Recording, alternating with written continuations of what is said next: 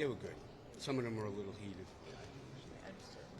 He lost his cool once, which I'm like his life coach. Jon. Oh, it's okay. Well, you guys kick it off. Go ahead. You're first. Jon, you're first. All right. Everybody stand where you like. Well, here we are again, once again. Look at us. 1 week before Veterans Day, we are surrounded by really an unprecedented group of veteran service organizations and veterans who are affected by this toxic exposure issue. We think it's a good day, man. We're having good meetings. We think there is momentum. We think there is a willingness to do what's right to get these veterans the urgent health care and benefits that they've earned from their service.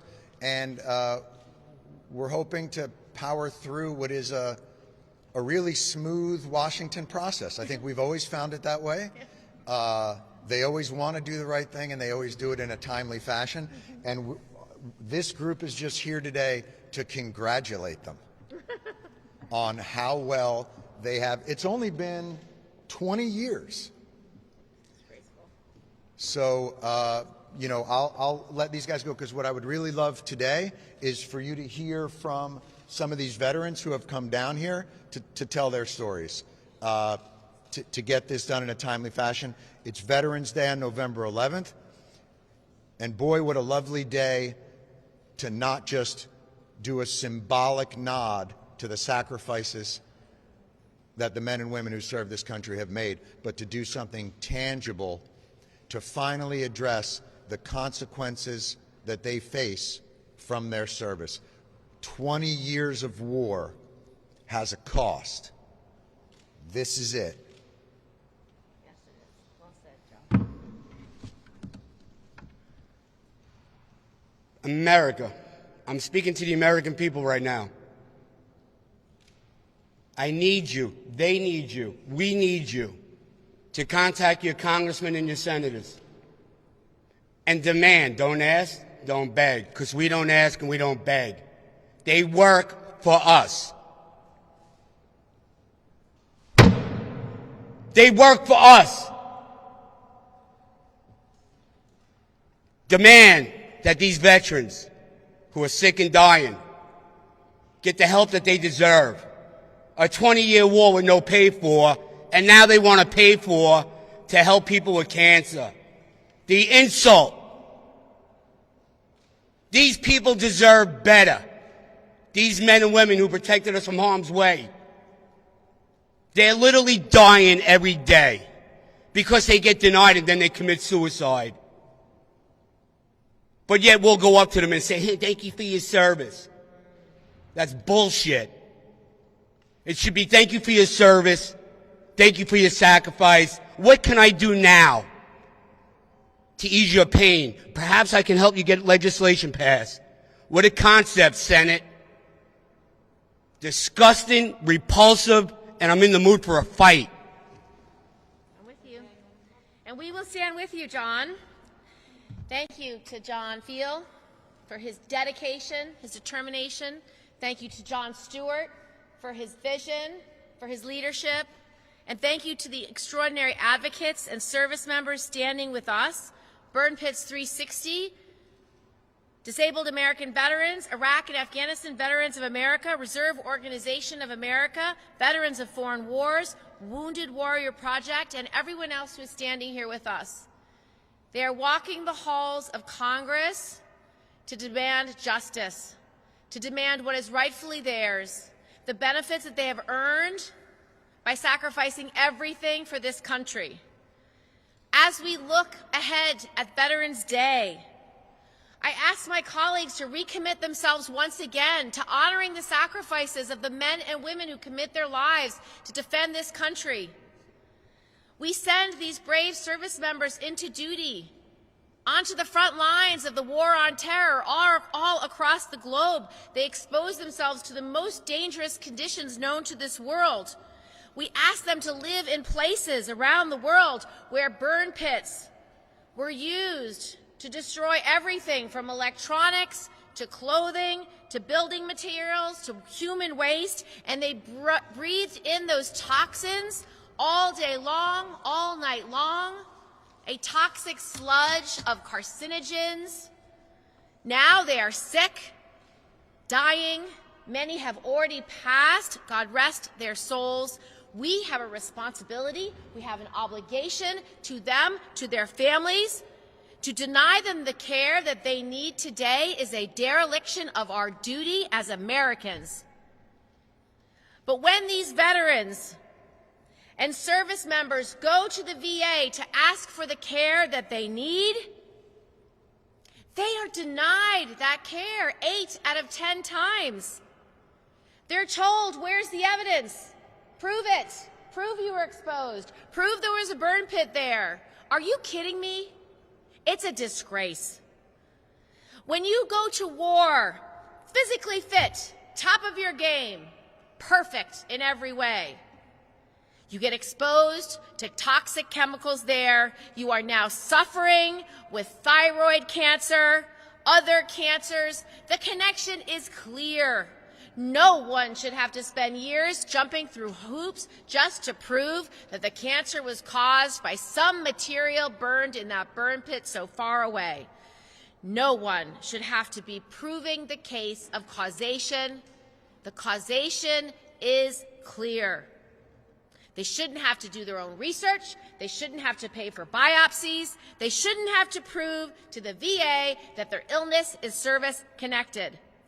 And no one who is grieving a spouse lost to these diseases should have to fight the VA to get the benefits that the family is owed. But they are. Time and time again, we must change that. The longer we wait for more studies to prove causation that we already know, the more veterans will suffer and die without the support and health care that they and their families need. The VA estimates that 3.5 million people were exposed to burn pits, and already more than 270,000 veterans and service members have already added themselves to the burn pits registry. This is a healthcare crisis in the making. It's already started, and it is only going to get bigger. We need to act now to help those who are already sick and build the program that will ensure that those who get sick in the future don't have to continue to do battle when they get home with their own VA. The way we do this is by providing presumptive coverage. That means you create a system that says if you are there and you are sick, you are covered. That's what our bill says. That's what we are here to do. This is the cost of war. We're now going to hear directly from our service members. Hi, I'm Jen Birch, the Senior Military Fellow with Iraq, Afghanistan Veterans of America. I served in Afghanistan from 2010 to 2011, exposed to burn pits, incinerators, and also in Afghanistan there's very fine dust, so you're breathing all those particles in. I came home as an avid runner. I left as an avid runner and came home and I could barely run a mile, suffering and coughing, and after a few years they found lung nodules and asthma and couldn't just name one thing but several. However, when I medically retired out of the Air Force, they denied that benefit. 7 years later, this year, I finally got the benefits I needed, but I had to pay out of pocket to get the research done, to go to these doctor's appointments. I had to do my own work to prove that that was a service-connected disability. I'm here today because I'm passionate in wanting to use my story to help other veterans to make sure their benefits are getting approved, because right now 80% of benefits that are filed for veterans are being denied. Thank you. Hello, my name is Chad Bear. I'm an Army veteran, and I served overseas in the Horn of Africa. I lived and worked in an area where trash was being burned, and my eyes and lungs would burn all night. And I came home, I had asthma, and they found nodules in my lungs. I underwent a lot of tests, and I started reading the research on the issue. And I found it to be lacking, to say the least. So I got involved with all of these VSOs here, and it's brought me here today. And it's incredible because we have all of the largest VSOs. We've got veterans who are very sick here, and we hear, well, what can we do to help the veterans? We need to see this is an issue. We have all of the largest organizations here walking the halls asking to pass this legislation. We've got so many that are sick or dying, and this keeps getting kicked down the road. And it seems to fall back to money, which is kind of unethical. We've got wounds of war, and science, which is kind of bunk science, because deep down in those research papers, it says, well, we don't know what was burned, we don't know how much of what we don't know know for how long, we don't know who was exposed. So that will continue to be inconclusive until so many are sick and dying that it is conclusive, that it's statistically significant. So we know that what was done, the trash that was burned was carcinogenic. We know that that causes cancer. It would have been unlawful if that were done in the United States. So we're continuing to chase this, and I think I'm incredibly proud to be part of this group here today. All of these forces combined saying, pass this legislation, that's what we want. I'm just a veteran. I was an E4, I'm just a regular guy here. That's what we want. Thank you. Thank you, sir. Go ahead. Can everybody hear me? So my name is Isaiah James. I'm Senior Policy Advisor for the Black Veterans Project. But I don't want to talk about myself. I was exposed to burn pits. I got 2 tours in Iraq, 1 tour in Afghanistan as a combat infantryman. But I want to talk about Private Mooney. I want to talk about Private Thomas. I want to talk about my brother, Sergeant Wesley Black. Sergeant Wesley Black's in his mid-30s like me. Sergeant Wesley Black was an infantryman like me. Sergeant Wesley Black deployed to Afghanistan like me. Yesterday, Sergeant Wesley Black told me he was going into hospice care. Sergeant Wesley Black has stage 4 colon cancer. Sergeant Wesley Black was denied the treatment at the VA that would have caught his cancer early and would have saved his life. Sergeant Wesley Black is not an aberration. Sergeant Wesley Black is millions of veterans across this nation that are denied health care and benefits from the very government that they were called to serve. And how serendipitous that we walk these halls and I see the American flag, but I also see the MIA POW flag. Prisoner of war, missing in action. America on this issue is missing in action. Our Congress on this issue is missing in action. The Fourth Estate, the media on this issue is absolutely missing in action. Veterans Day is coming up. We don't need your goddamn pancakes. We don't need half-off mattresses. We don't need to get in front at the movie theater line. What we need for you to do, America, the American public, the American legislative body, is to enact legislation that will take care of those who went in your name.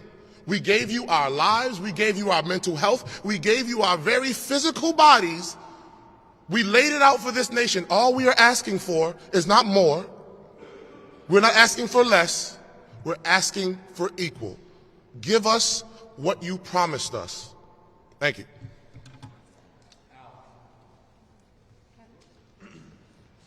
Hi, my name is Kevin Hensley. I'm from Michigan. I spent 8 tours in the Middle East. 4 of those had operated open air burn pits. I have a terminal lung disease called constrictive bronchiolitis, and this is my new rifle.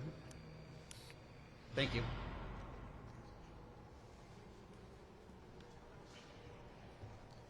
Hello, everyone. My name is Alex Morosky, and I'm with Wounded Warrior Project. And like others here today, I'm a post 9/11 veteran. I did 2 tours in Iraq. Situation we find ourselves in is that burn pits have become the Agent Orange of our generation. And we're having all the same problems and having our illnesses recognized as Vietnam veterans did when they came home. And the difference is, over the years, Congress has enacted a series of laws that creates a fair process for Vietnam veterans to access the health care and the benefits they deserve. They have a list of presumptive conditions, they have concession of exposure, they have a scientific framework, and they have guaranteed access to VA health care for life. This is what's been done for previous generations, and this is what we need too. No more, no less. In other words, if it's good for them, it's good for us. We believe these things are long overdue, and this is an urgent matter, and that's why we're here today to ask that this legislation be passed without delay. We all know what needs to happen. The time for waiting is over. The time to act is now. Thank you.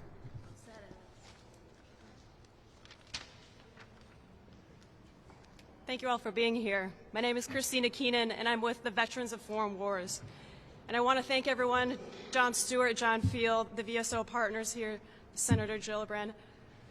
Veterans with serious and sometimes life-threatening conditions due to their exposure to burn pits and other toxic and environmental exposures don't have time for VA to fix their system. While the VFW supports several toxic exposure bills, including the Senator's Warfighter Act, 6 months ago we asked Congress to put these bills together into a comprehensive solution on toxic exposure to help veterans of the past, present, and future. And they listened, which is why we're here today asking for support from Congress to provide the care and benefits which took Agent Orange exposed Vietnam veterans decades to achieve. Our current era veterans deserve no less. The time is now to fix the VA system, to take care of veterans suffering from respiratory conditions, cancers, and other conditions. These are injuries that were incurred during service. And as the legislation is aptly titled, this is a cost of war. Thank you so much. Hi, thank you all for being here. Thank you for Senator Gillibrand having us here. I don't have a lot to say. I run the Washington, D.C. office for Iraq and Afghanistan, Veterans of America. I deployed to Afghanistan and a few other places. I consider myself lucky. I just came out with asthma. I take a pill every day, and my lungs keep working. But some of these other folks, they're not that lucky, and I'm here to speak for them. I heard the name of Wesley Black a few minutes ago. He's been with us here on the Hill before. He's done media, and now we don't see him here.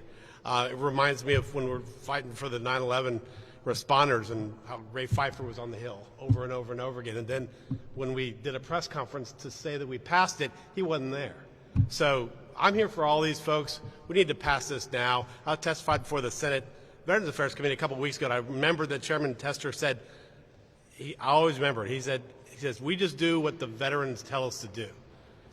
I mean, we're not asking for a lot. We're just sick and some are dying, and we need to fix this, and we need to get it done now. Thanks. Well said. Hi, I'm Rosie Torres. I'm the co-founder of Burn Pits 360. I'm the wife of retired Captain Leroy Torres. We founded and came here to the Hill as families, grassroots effort, more than a decade ago. And I just, it's been an injustice that these families have faced. We've lost many, many along the way.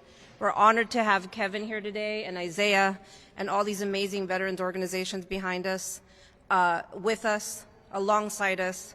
A special thank you to Jon Stewart and John Field. They've been on the Hill for years. They could have said no. We've done 9/11, but they immediately said yes when they found out about the horrific injustice our war fighters and their families and their survivors are facing. Thank you to Senator Gillibrand, and we urge Congress to stand on the side of justice. There's a lack of accountability. We're tired of these contractors and no one being held liable, hiding behind the curtains of sovereign immunity. Something needs to be done now. Time is of essence. Thank you. Well said. What you witnessed was courage under fire, grace under fire.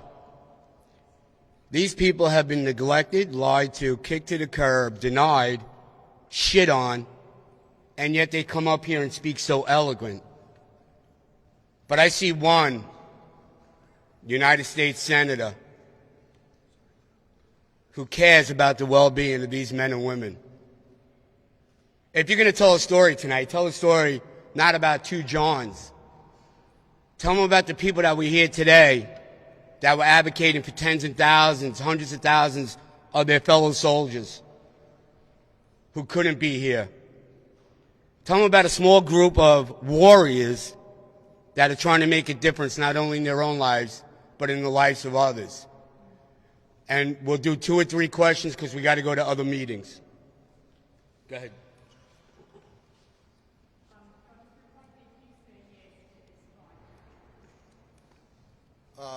You know, if you can't take care of the people that protect the country and take care of you, I think in some respects it's remedial. This is the lowest hanging fruit in a society. I mean, if we can't do this, what chance do the rest of us have? If we can't correct even the most basic of injustices to those who've served us, then I believe the phrase would be yikes.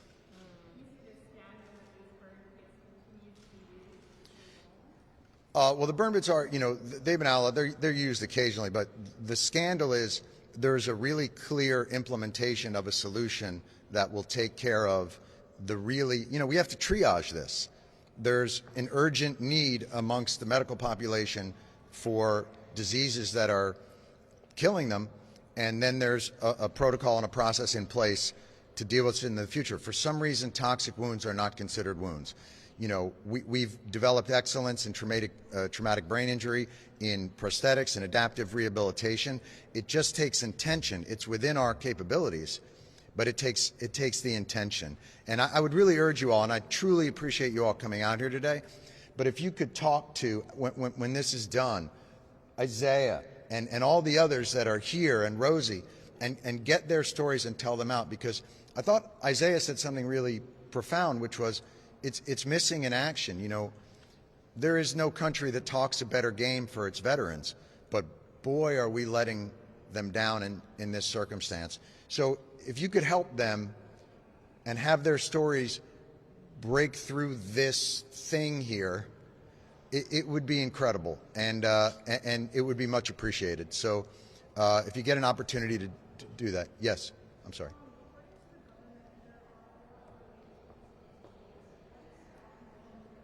Four other ways to dispose of waste. I mean, look, no one's saying that when you go to war, there aren't going to be contingencies, that you do things that you can't do. And I'm sure there's, you know, I'm sure incinerators would be a slightly more, you know, expensive way. And listen, whistleblowers at the Pentagon and whistleblowers in the field kept saying, we have the technology to do this a different way, but it was probably cheaper and more convenient to do it the way. But it is what it is. The job now is not to figure out why we did it. The job now is to clean up the consequences that they faced for that negligence. And that's the only thing that really matters at this point, is correcting it. Yes.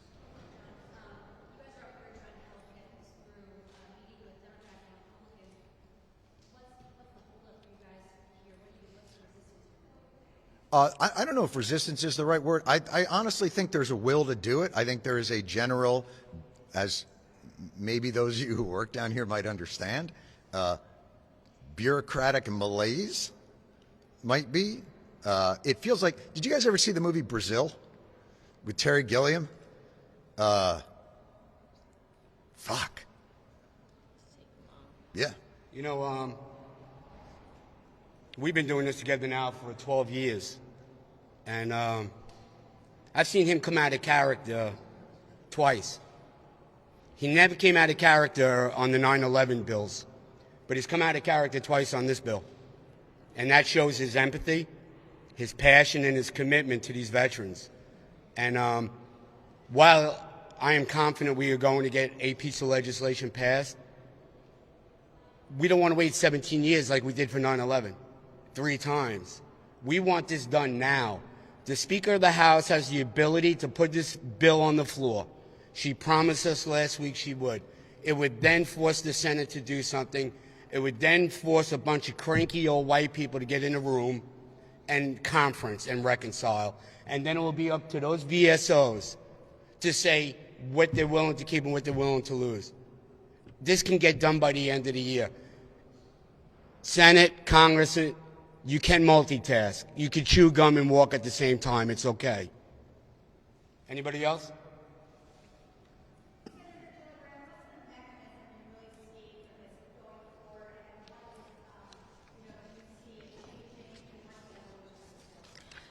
So there's several bills that have been combined. Senator Tester has combined most of the working bills. There's a House version as well.